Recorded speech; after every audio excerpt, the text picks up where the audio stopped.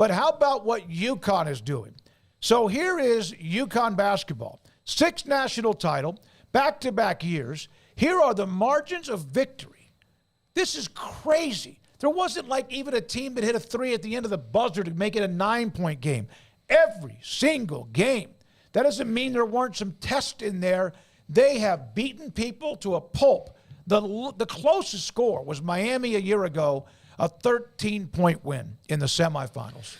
You know, and Purdue, you know what's weird about that game? If I'm Purdue, I go into half feeling good, only 36-30, yeah. Down 6. But then if I'm UConn, I feel good knowing that we're only 2 scores away from double digits, which is what our whole thing is. And boom, boom, they got it before, I think before I even turned around. I went from my mom's house to our house, which is 5 minutes away, right at the end of halftime. And I turned it on, and I heard a couple balls bounce as I was putting something in the fridge, and then it was 40-30 right then. Yeah. And I was like, okay, well, that's it. And then I think as the minutes wore on, even on the possessions where UConn wasn't scoring, you could see Purdue feeling like, oh, no, they have us where they want us right now. And there was just a struggle from then on because there was no one who hits the pedal harder than UConn when they have a lead.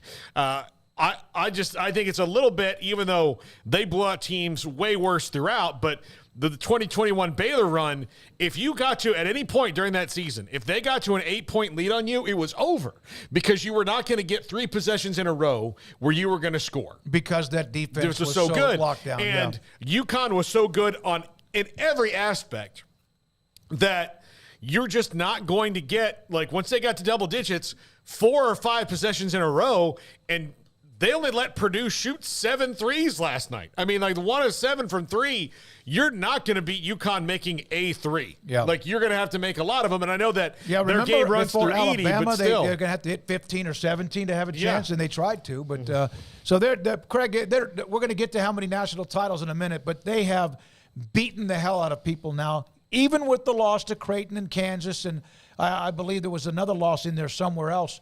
They have just manhandled people this year. Respectfully, who cares about the losses? I mean, I know what your point is about them manhandling people, but they had a couple of down, results, but for the most part, I don't think those are going to be really remembered that far into the future. All people are going to remember is, yes, this tremendous run that they're on, the back-to-back national titles, trying to make it 3. I'm sure we'll hear a lot of chatter about that over the next year when the times come, and already seen a little bit of that on Twitter about them trying to run it back again. But just an awfully impressive job. Wasn't the most exciting game in the world, but it did always feel like UConn was pretty in control of that game. I mean, I know it was tight at halftime, and, the second half, it kind of ebbed and flowed as far as remaining close enough that it wasn't a game over situation, but there with a few minutes left, I mean, they clearly separated themselves far enough to go, okay, this one's over now. This is kind of how we expected it to go. They're so long and athletic and explosive and just and physical too, big. And and Zach Edey's the biggest dude on the court, but then every other matchup, I think UConn might have had they just had the prototype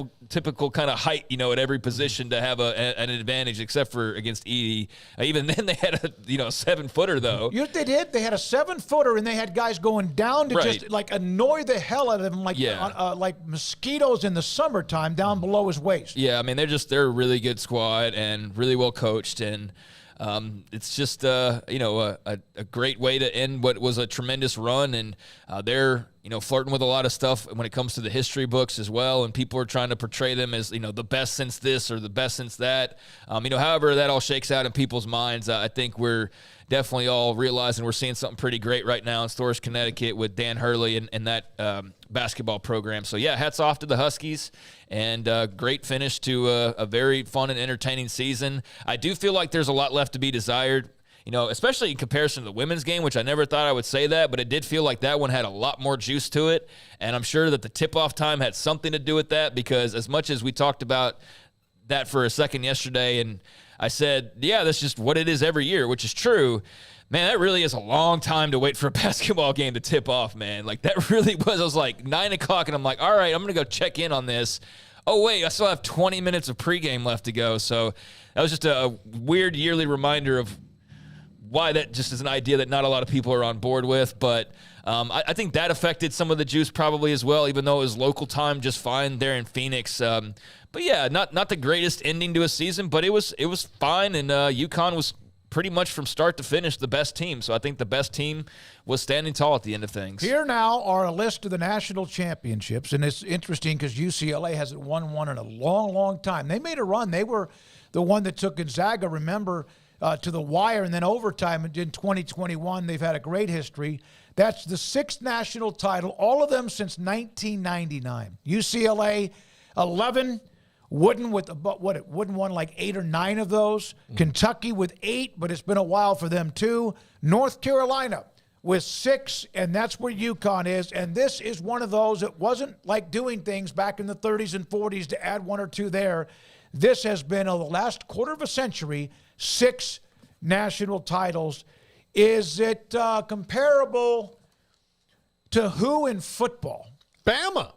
No, Bama's a mix of Kentucky and UConn. Yeah, there you go. Because That's Bama great. for a while was what Kentucky is, except for they didn't even have like the 98 and the 20. You know, like they had their stretch where they were, and then they came back with a ferocity where they've reeled off all these modern, these recent ones. So yeah, I think they're kind of a mix of both Kentucky and UConn. So maybe.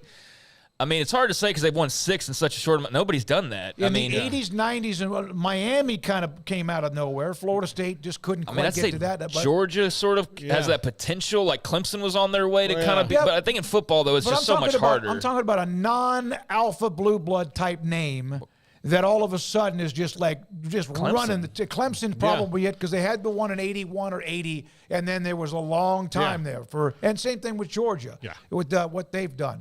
All right, so there we are with the national championship numbers, and my goodness, they're making a run at that. A couple of other college basketball.